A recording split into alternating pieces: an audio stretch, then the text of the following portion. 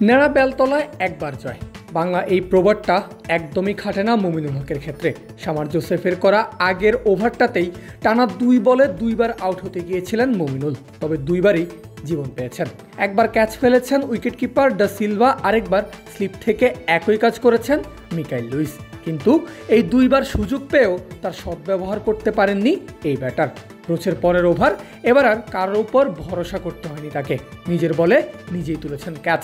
ব্যক্তিগত 10 রানে 2বার জীবন পাওয়া মুমিনুল থেমেছেন 11 রানে। সেই সঙ্গেই অ্যান্টিগায় জয়ের স্বপ্ন দেখা যেন বাংলাদেশের জন্য অসম্ভবই হয়ে গেছে, কারণ মুমিনুল সাজঘরে ফিরেছেন 4 নম্বর ব্যাটার হিসাবে। দলের রান তখন মাত্র 23। বাংলাদেশ উইকেট হারিয়েছে প্রথম ওভারেই। দলীয় 1 রানে 0 হাতে ফিরেছেন জাকির হাসান। 7 রান হতেই নেই আরেক ওপেনার মাহমুদুল হাসান জয়। 20 রানের মাথায় ফিরে গেছেন শাহাদাত হোসেন দীপুও। মুমিনুলের বিদায়ের পর লিটন দাস আর মেহেদী মিরাজের জুটি গড়ার চেষ্টা, তবে সেটাও হয়নি একদমই লম্বা। স্কোরবোর্ডে বাংলাদেশের রান যখন 59, তখনই বিদায় ঘণ্টা বাজে লিটন দাসের। জীবন পেয়েও 22 রান করে ফিরতে হয়েছে তাকে। সব মিলিয়ে মহাবিপদে বাংলাদেশ। মুখে সেই পরিচিত হাসি, তবে নেই কোনো আহামরি সেলিব্রেশন। ঠিক তখনই পেছন থেকে একজন বলে উঠল, সাব্বাস, ইউ ডিজার্ভ ইট বয়। কেন বলেছেন? কারণ ততক্ষণে ফাইফার তুলে ফেলেছেন তাসকিন আহমেদ। এরপরই ক্যাপ্টেনের কাছে তাসকিনের প্রথম জিজ্ঞাসা, পশ্চিম কোন দিকে?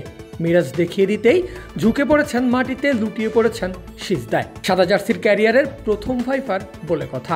শামার জোসেফের স্টাম্প ভেঙে ফাইফারের পর থেমেছেন ঢাকা এক্সপ্রেস? মোটেই না। উইন্ডিজের শেষ ব্যাটারকেও সাজঘরে পাঠিয়েছেন তিনি। তবে এই ক্ষেত্রে বড় অবদান আছে ক্যাপ্টেন মিরাজেরও। এক কথায় রীতিমতো উড়ে গিয়ে ধরেছেন অসাধারণ একটা ক্যাচ। 6 উইকেটের পর বলে চুমো খেতে খেতেই মাঠ ছেড়েছেন তাসকিন, পোজও দিয়েছেন ছবির জন্য। যাই হোক, 152 রানে শেষ হয়েছে উইন্ডিজের ইনিংস। সব মিলিয়ে অ্যান্টিগা টেস্টে জয়ের জন্য বাংলাদেশের সামনে এখন লক্ষ্য 334 রানের। নিশ্চিন্তে খান স্বাস্থ্যকর অল টাইম পান, অল টাইম হেলদি লাইফ।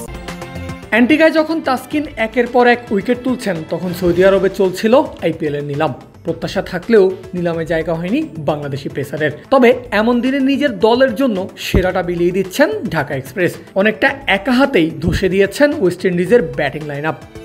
লাঞ্চের আগে 2 উইকেট তোলার পর লাঞ্চ থেকে ফিরেই প্রথম শিকারটাও তার দখলেই। লিটন দাসের ক্যাচ বানিয়ে সাজঘরে পাঠিয়েছেন কাভেম হজকে। চমৎকার লেন্থে বোলিং চালিয়ে 1 ওভার পরেই শিকার করেছেন নিজের 4 নম্বর উইকেট। এবার সরাসরি বোল্ড জাস্টিন গ্রিভস। 95 রানে 6 উইকেট হারালো ওয়েস্ট ইন্ডিজ। আর 30 ওভারের পর টানা 3 ওভারেই উইকেট পেল বাংলাদেশ। মাঝখানের ওভারে অলিক অ্যাথেন্সির সাজঘরের টিকিট কেটেছেন মেহেদী মিরাজ। সব মিলিয়ে ভালোভাবেই ওয়েস্ট ইন্ডিজকে চেপে ধরেছে টাইগার বোলাররা। তবে প্রথম ইনিংসে পিছিয়ে থাকার কুফলও ভোগ করতে হচ্ছে বাজেভাবেই। অ্যান্টিগা টেস্টের 3য় দিনের খেলা অনুযায়ী 181 রানে পিছিয়ে থেকেই 4র্থ দিনে মাঠে নামবে বাংলাদেশ। হাতে আছে মাত্র 1টা উইকেট, ব্যাটিংয়ে তাসকিন আহমেদ আর শরীফুল ইসলাম। কিন্তু নির্ধারিত সময়ে খেলা শুরু হতেই দেখা গেল ভিন্ন একটা চিত্র। অবাক করে দিয়ে দেখা যায়, ব্যাট হাতে ড্রেসিং রুম থেকে মাঠে ঢুকছেন ওয়েস্ট ইন্ডিজের 2 ব্যাটার, আর ফিল্ডিংয়ে নামছে টাইগাররা। এমনটা হওয়ার কারণ কি? কারণ আগের দিনের 9 উইকেটে 269 রানেই ইনিংস ঘোষণা করে দেন মেহেদী হাসান মিরাজ। অনেক রান পিছিয়ে থেকেও এমনটা করেছেন বাংলাদেশের অধিনায়ক। হতে চাননি অল আউট, অর্থাৎ প্রথম ইনিংস থেকে 181 রানের লিড নিয়ে 4র্থ দিনের শুরু থেকেই ব্যাটিংয়ে নেমেছে স্বাগতিকরা। তবে প্রত্যাশা অনুযায়ী হলো না বাংলাদেশের নতুন ইনিংসের শুরুটা। ইনিংসের 3য় ওভারেই স্লিপে ক্যাচের সুযোগ এনে দিয়েছিল তাসকিনের বল। তবে সেই সহজ সুযোগ লুফে নিতে ব্যর্থ হন শাহাদাত হোসেন দীপু। জীবন পান ক্রেগ ব্যাথওয়েট। কিন্তু এর পরের বলেই যা ঘটেছে সেটা আরও বেশি হতাশার। দারুণ এক ডেলিভারিতে মিকাইল লুইকে পরাস্ত করেন তাসকিন আহমেদ। বল ব্যাটারের প্যাডে আঘাত করতেই ওঠে এলবিডব্লিউর আবেদন, তবে সেই আবেদনে সাড়া দেননি আম্পায়ার। এরপর আর রিভিউও নেয়নি বাংলাদেশ। কিন্তু পরে রিপ্লেতে দেখা যায় বল লুইয়ের ব্যাটে স্পর্শ করেনি মোটেও। এরপর বল ট্র্যাকিংয়ে আরও স্পষ্ট হয় ডেলিভারিটি আঘাত করত লেগ স্টাম্পে, অর্থাৎ পরপর 2 বলে 2টা সুযোগ হাতছাড়া করেছে টাইগাররা। তবে রিভিউতে সুযোগ নষ্ট করলেও মিকাইলকে বেশিক্ষণ টিকতে দেননি তাসকিন। একাধিক মিসের পরেও আদায় করে নিয়েছেন নিজের উইকেট। প্রথম ইনিংসে 97 রান করা ক্যারিবীয় ওপেনার এবার ফিরলেন 8 রানে। ক্যাচ নিয়েছেন লিটন কুমার দাস। 25 রানে প্রথম উইকেট হারালো ওয়েস্ট ইন্ডিজ। টানা 2 মিসের পর তাসকিন নিলেন টানা 2টা উইকেট। এবার তার শিকার কেসি কার্টি। অফ স্টাম্পের একটু বাইরের বল কেসির ব্যাটের কানায় লেগে চলে যায় থার্ড স্লিপে। সেখানে কোনো ভুল করেননি মাহমুদুল হাসান জয়।